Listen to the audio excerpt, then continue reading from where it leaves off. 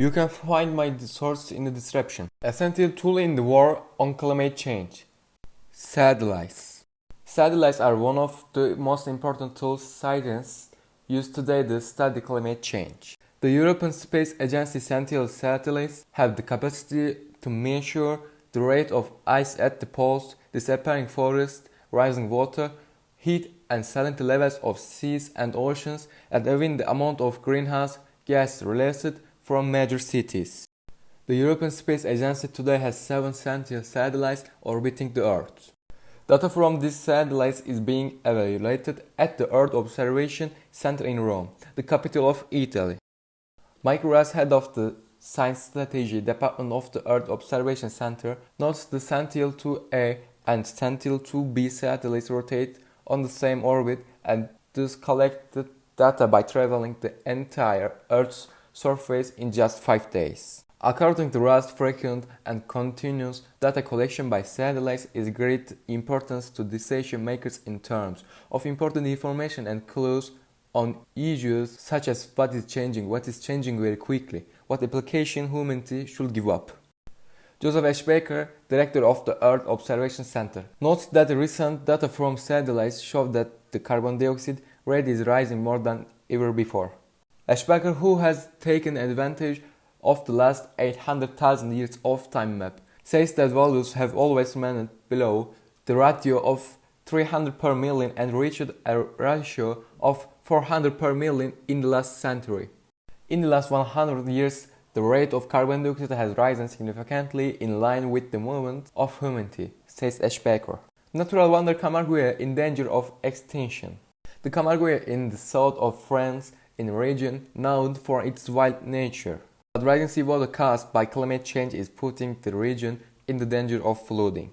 As at many points, scientists are using satellites to observe the change that is taking place here.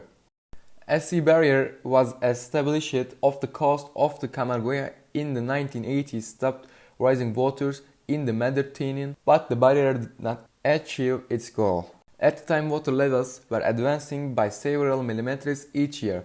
Images from satellites show that the water level is rising much faster today. Anish Guelmami and Jean Gilbert are 2 scientists who have dedicated their lives to researching the Camargue's wetlands, which remain below sea level.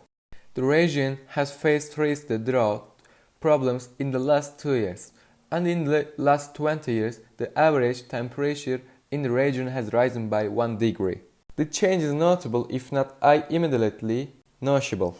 Space scientist Guelmami is working on determining changes of the Mediterranean coast using Europe's Sentinel satellite and NASA's Landsat spacecraft.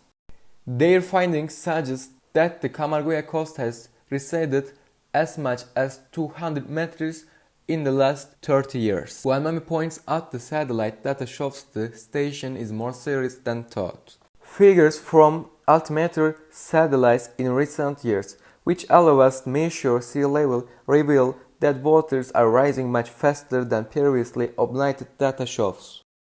According to satellite data, currently sea level is moving 4.8 mm per year, which is alarming compared to previous data we thought it was rising 3.4 mm per year. Jean Gilbert explains the severity of the station in Camargue as follows. The Camargue is delta, that is a rather young geological structure 10-12,000 years old tops. It consists of a thin sedimentary layer.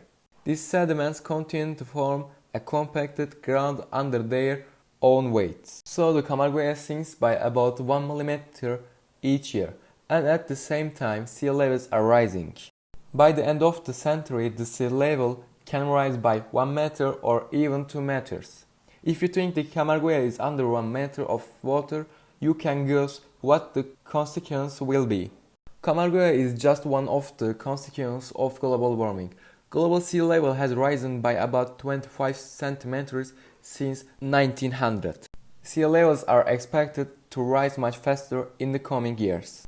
Gilbert notes that the issue is not just about protecting the ecosystem. Rising waters threaten the habitat of millions. What is happening here is happening in many parts of the world.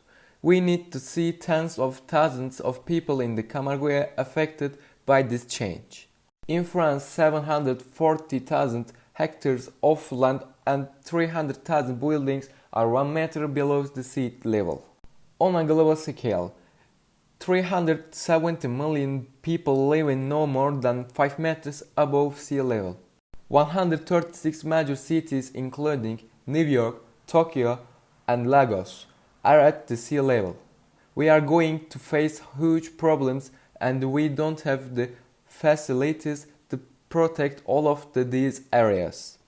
So we have to learn to fight at some points, but mostly retire it and adapt to climate change, its effects.